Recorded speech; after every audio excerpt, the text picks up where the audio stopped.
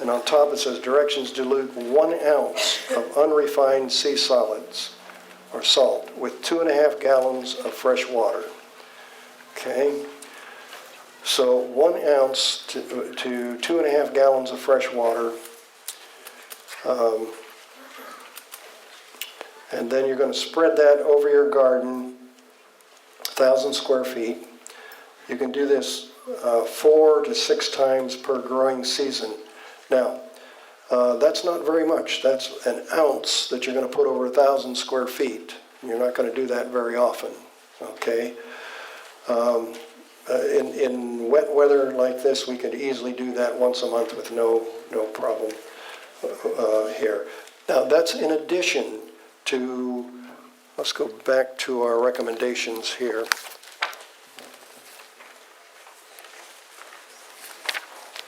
Go to the second page in where it says recommendations for main garden, Teresa Asmus, and go down until you see sea solids. It says 1 pound. So we've already got 1 pound of sea solids per 1,000 square feet. Okay. In addition to that, we're adding a little bit with the watering there. Did that answer it? Go ahead. So the second part said, or dilute ocean water, 1 part ocean water, 10 parts of fresh water. Yes. What rate of ocean water? Is it a gallon per 1,000? 2 gallons per 1,000? It doesn't say. All it says is just dilute ocean water, 1 part ocean water, 10 parts of fresh water. But how much? Well, you have 2.5 gallons in that formula. So how much are we putting on this 1,000 square foot garden? Yes. Okay. Basically, we're putting on 1 ounce, and it's dissolved in 2.5 gallons. Whether we dissolve it in 5 gallons or 10 gallons, it won't matter. What the amount of salt that's going into that garden is 1 ounce every time we're doing it. That's of the solids, though. That's of the solids. What about the ocean water? Oh, ocean water. Oh, okay. Do the same thing with the ocean water. How much? You're trying to make like 2.5 gallons, basically. Yes, I understand what you're after. Okay, so you went to the ocean and got a bucket of water, is what you're saying. And now you want to know how to put that on.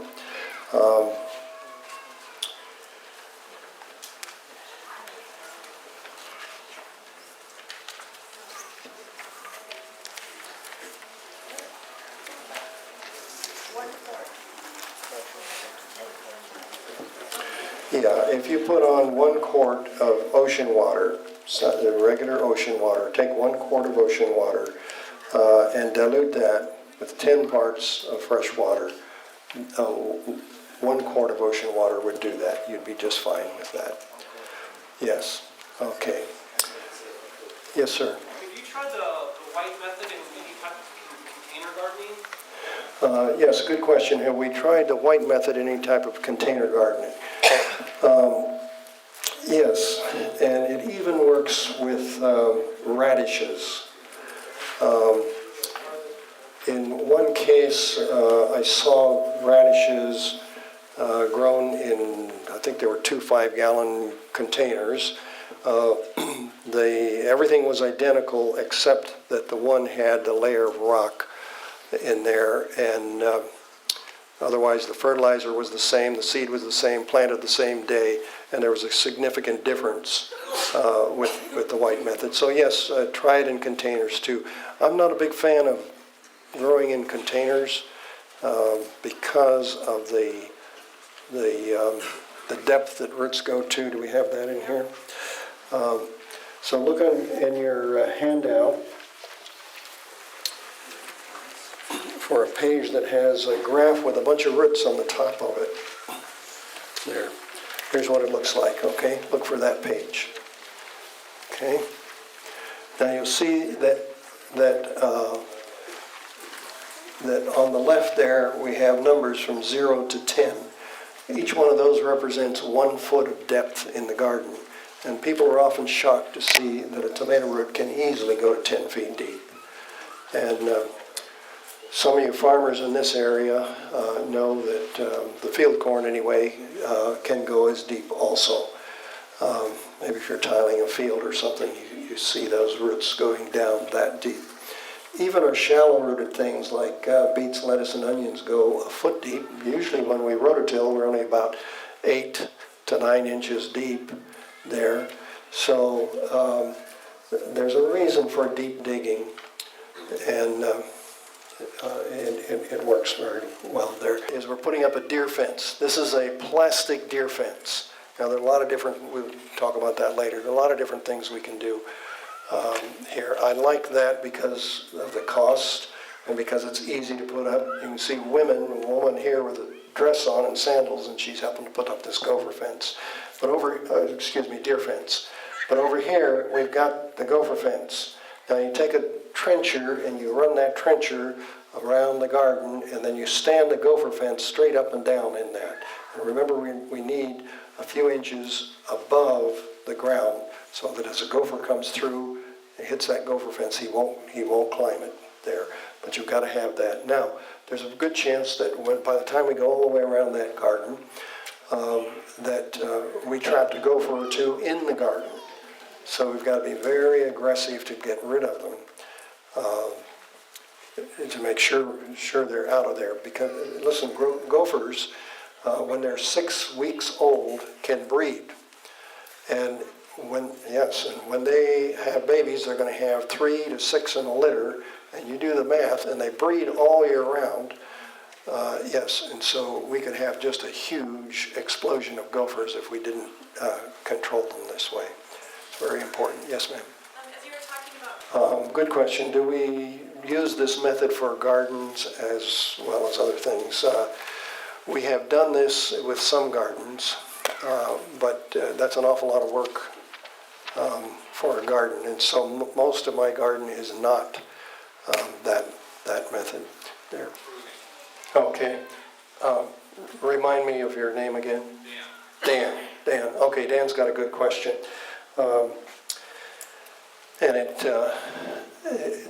This method of planting seems to have evolved over a period of years.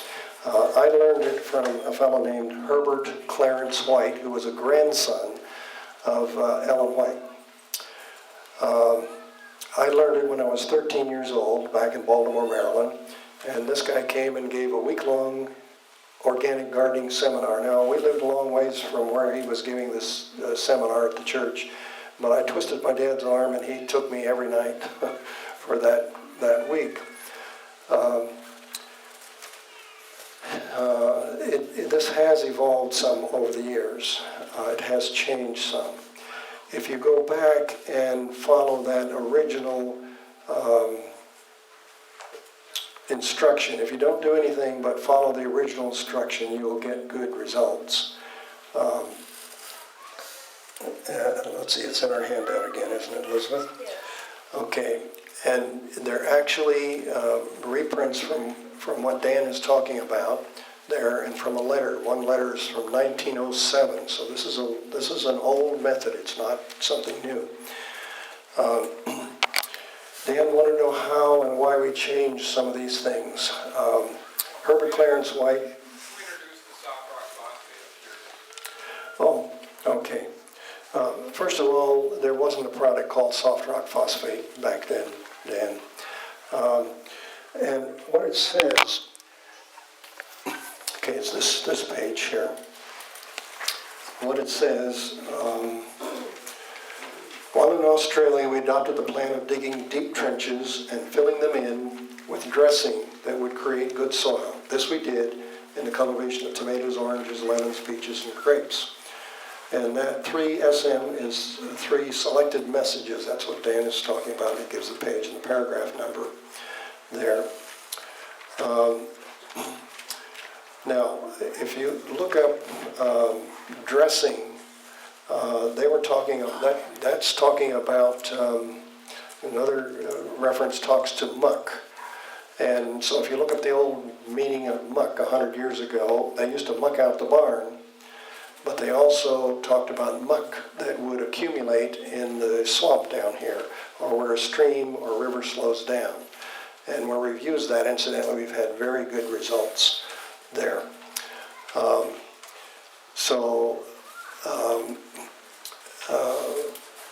Some of these things were changed or added. There wasn't a product called soft rock phosphate. She did say things that would make rich soil.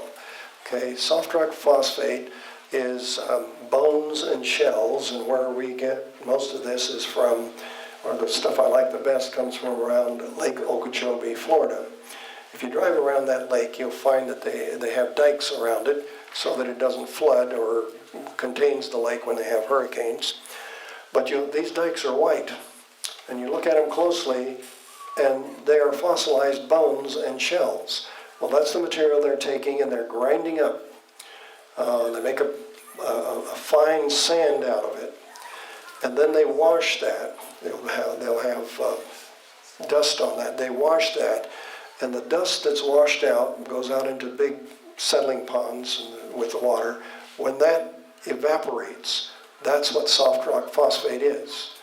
So today, I don't use bone meal anymore. It's too dangerous. There's too high a correlation between people who use bone meal and mad cow disease in people. So we don't use that, and I don't use blood meal anymore for a similar reason there. But here we have bone meal and shell meal that's thousands of years old, and there's no mad cow disease in it, and it makes excellent soil. It's a good amendment for the soil in proper amounts. Then there's also the reference to mucking out the barn, and this muck that accumulates in the creek here.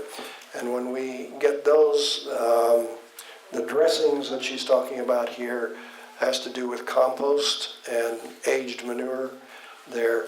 So where things like soft rock phosphate and so forth are not mentioned here, they didn't exist back then. But our soil test tells us exactly what we need and what to put in that. And even the stuff we're going to use this afternoon is mixed for this soil test right here.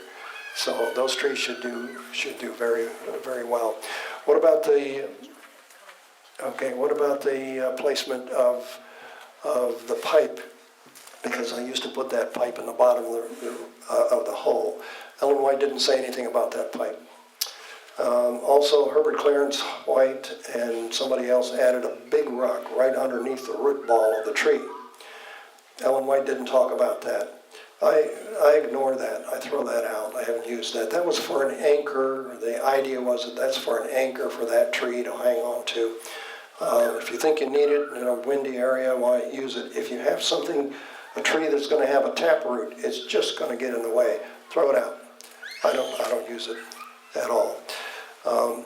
We have found out from recent studies that the aerobic and the anaerobic make the difference between or make that electrical current.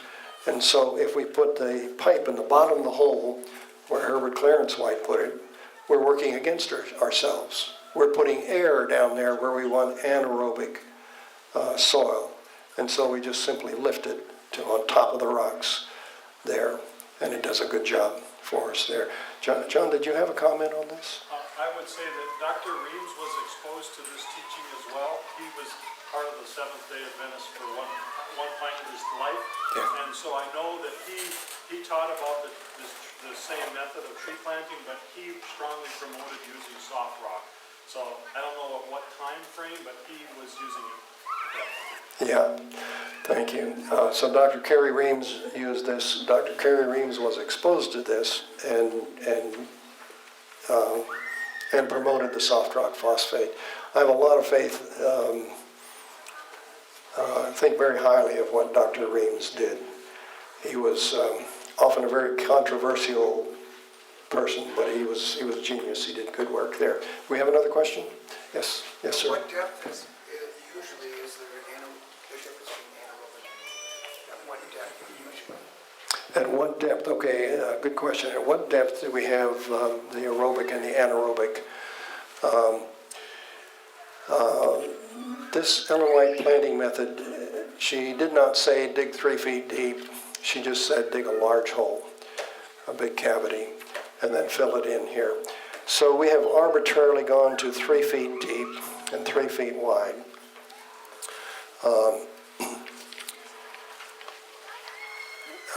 That means that we're dividing this into 3 equal parts. So the bottom 1/3 would be anaerobic. The middle would be kind of the barrier between the two, and the top would be aerobic, or everything from there up would be aerobic. There. Incidentally, when I went to Brazil and we planted these trees, I tried to get out of going down there. I said, hey, that's an expensive trip, and you don't need me to go down there. I can talk to you on the phone. We can, deal on the internet and so forth. But they insisted that I come, so I went. They wanted to know, well, how big should we dig these holes? And I said, well, everything's in meters down there. So I said, well, it's about a meter. Okay, about a meter wide and about a meter deep and so forth. I got there and we had these square holes, and they would dig and they would measure for that meter, and they wouldn't quit until we did that. Now, I want you to do the math here. Well, but if somebody says, well, I don't think I want to dig a 3-foot deep hole or 4-foot deep hole here, I think I'll just dig a 2-foot deep hole here. So if we have 2 feet by 2 feet, just a square there, that's 4 square feet on the surface. Now if we go 2 feet deep, how many cubic feet do we have? We've got 8 cubic feet, right? Okay. What happens if we do a 3 foot by 3 foot? Let's do the same thing. Let's just do a square because it's easier, okay? So 3 by 3, we've got 9 feet. 3 feet deep, what do we have? A cubic yard, but how many cubic feet? 27 cubic feet. So one place we had 8 cubic feet, now we've got 27 cubic feet. Let's go to 4 feet. 4 by 4, we've got 16. Another 4, what do we have? 64 cubic feet. Okay, so when you're planting, do the math. Do the math, okay? And use the fertilizer and the amount proportionately. Say, do the math. The proportions are very important. There. Okay. Yes, ma'am. Do you think that like in the permaculture method where they use hugelculture, is this kind of similar to the principles of hugelculture where it does create a little bit more aeration at the bottom? Because if you have this pipe, then even if you have, and it's a hole, supposed to be an air pipe, at some point it's going to get no air in there because the sides will close. So is it the principle that initially is getting air down there? Because it's the same thing that happens when you have logs down there and you plant on top. Okay, the question is this similar to permaculture? I suppose in some ways. Will the air disappear down there in that? No, the air is going to be down there. We'll put rocks or put something on the side so that air is down there continually. It may get filled up with water sometime, but that's a place for extra water to go in case we get too much here, and then it'll dry out again. We'll keep that air down there. Oh, we didn't talk about this, did we? Okay. Well, I did talk about avoiding GMO, anything that has GMO in it. And I want to tell you experience. In Camino, California, we have a community garden. And we decided to put in an acre of tomatoes. That's a lot of tomatoes there. We decided to plant them this method. So we had a bobcat out there drilling holes there, and with a big auger, yeah. And then we filled them in this way. We had 2/3 of that field planted, this method. And I had called a horse ranch where I knew some of the people and said, hey, do you have manure? For thousands of years, manures have been good fertilizers there. And they said, oh, we got all kinds of manure. And I said, well, do you give these horses any medications? And, what are you feeding them? And they said, oh, everything's natural. Everything's natural. And, well, do you use any herbicides anywhere on the farm? No, no herbicides. Well, what about around the manure pile? Do you use herbicides there to kill the weeds? No, everything's natural there. So I said, okay, we'll use some of this. The next day, the lady who owned the ranch called me back and said, oh, wait a minute, Lynn, there's a guy that every year comes, he's an organic gardener, and he gets a big load of this manure, and he hasn't been here yet this year. I want to make sure he gets his. And she said, I'm sure there's going to be plenty left for you, and you can have everything that's left over. I said, okay. But the guy didn't show up, and he didn't show up, and he didn't show up. We got 2/3 of this tomato field planted in the meantime.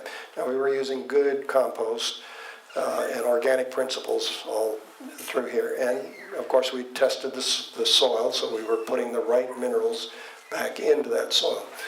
Well, then I got a call and said, oh, this guy came, now you can have all the rest of the manure there. So we got a nice big load of this manure, and I said, well, put it up there close to where we're planting.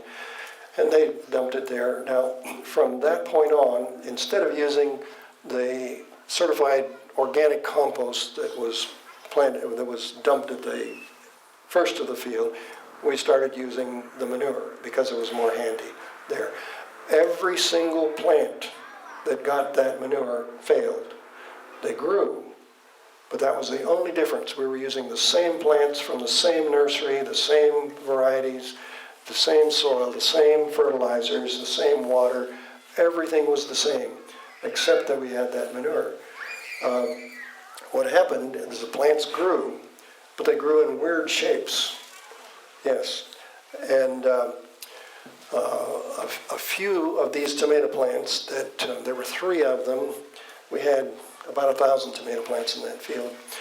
A few of these tomato plants, 3 of them, got some of the certified compost and some of the horse manure there. And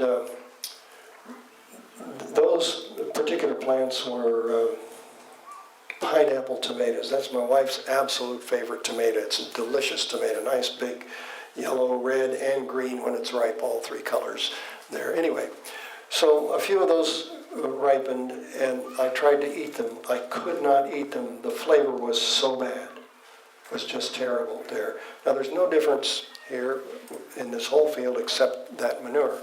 So I went back to the ranch, and again, we could not figure out what it was. Finally, some farmers were visiting us from South Africa, and it was the farmer's wife who finally figured this out. What had happened is that those horses in their feed were getting genetically modified corn as part of their feed.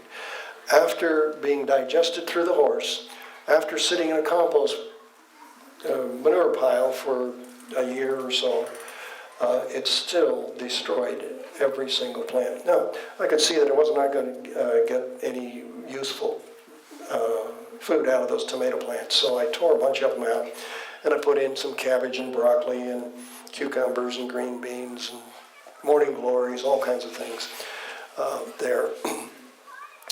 They all grew. They all grew in weird shapes. They all had problems there. Now, this is the 3rd or the 4th year since that happened. 4th year since that happened.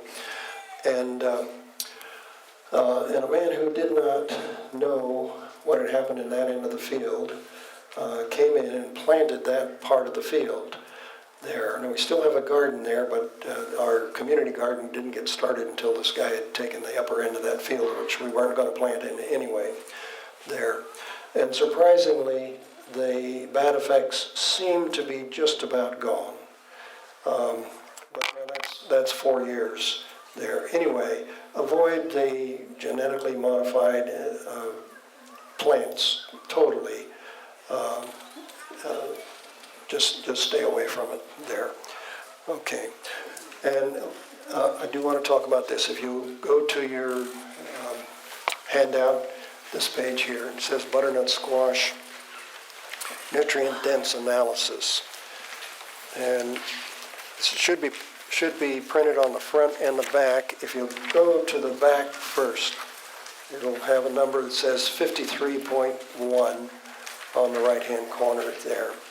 Now, a couple of years ago, this was 2012, a couple of years ago, International Ag Lab had a little competition to see who could grow the best butternut squash there. And so this lady, her name is Lorraine Weldemere. Her address is Grantsville, Maryland. She actually lives in Pennsylvania. It's where Pennsylvania, Maryland, and West Virginia all come together in there. And anyway, so she would get a soil test each year and call me up, and I would mix the fertilizer and send it out. You'll see that, what we do here tomorrow. But she would get this fertilizer and put it on her garden each year. And then when this squash competition happened, she decided to go to Walmart and to buy another butternut squash that looked identical to the one that she was submitting to International Ag Labs. So she sent both in. So this is called butternut squash, and you look in the right-hand corner there, it says Shirley Weldemere, and then it says Walmart behind her name there. And the nutrient density of this was 53.1. The Brix rating was 7.5, and you can read all of the other things in there. And then turn it over to the one that she grew in her own garden, and you'll see that it's just about double. The nutrient density is 105.6, and the Brix reading was at 14 there. That's what we want. That's why we do this. You could not tell the difference between these two squash by the looks of it. There, similar thing happened with some sweet potatoes. In Weimar, California, there's a place called Weimar Institute. They're a health institute, and it took me a while to convince them to use the ocean water salts in their garden, but they're doing that now. They're certified organic, and they are using the ocean water salts along with the other things that we need there. Now, their sweet potatoes look identical to ones you can buy in Walmart or wherever. You cannot tell the difference by looking at them. But I got some from Costco, and we got some from this Weimar Institute, sweet potatoes in a seminar like this. We cut them up, we brixed them. The Brix reading was just about double on the Weimar sweet potatoes. And then we passed them samples out to people so they could eat, so they could taste it raw, and then we roasted it or baked it so you could eat it baked also. A huge difference in the flavor there. So you cannot see the difference, but you can taste the difference, and a real difference in your health and in your food there. Did I cover that? Okay. Are we? Yeah. Any other questions? Otherwise, we'll take a break. A question here. 3 by 3 approximate area. Okay. So the question is, when these trees get big enough that they're going beyond this area that we've dug out, do we still see a benefit? Well, of course, they've got a huge jump. Yes, so the answer to that is yes. Go back to Weimar Institute. They planted trees this way years ago, and they have some trees, these are apple trees mostly, some trees that were planted this Ellen White method and some that were not. They're just planted the regular method there. Some of those trees are not useful today because they are red delicious, and there's no market for red delicious apples there. So they've been tearing out some of these trees and replanting them. Everything they replant is the Ellen White method there. When they dig down, they didn't know which were planted the Ellen White method and which were not there. But when they dig down, of course, they quickly find out which is the Ellen White method because they'll come to this layer of rock down there. There's a significant difference in those trees, in the health of those trees, in the production of those trees. Their farm manager, Darren Greenfield, has shown me and has talked about that significant difference. So it lasts, it's quite a while there. Now the trees you saw from Brazil there, those were bigger holes, and we got incredible growth with those things. They have 12 months of growing season where we maybe have 6 months here where things can grow. So they have that advantage there. They do have a longer growing season there. But yes, if you make the hole bigger, you're going to get even better results with that.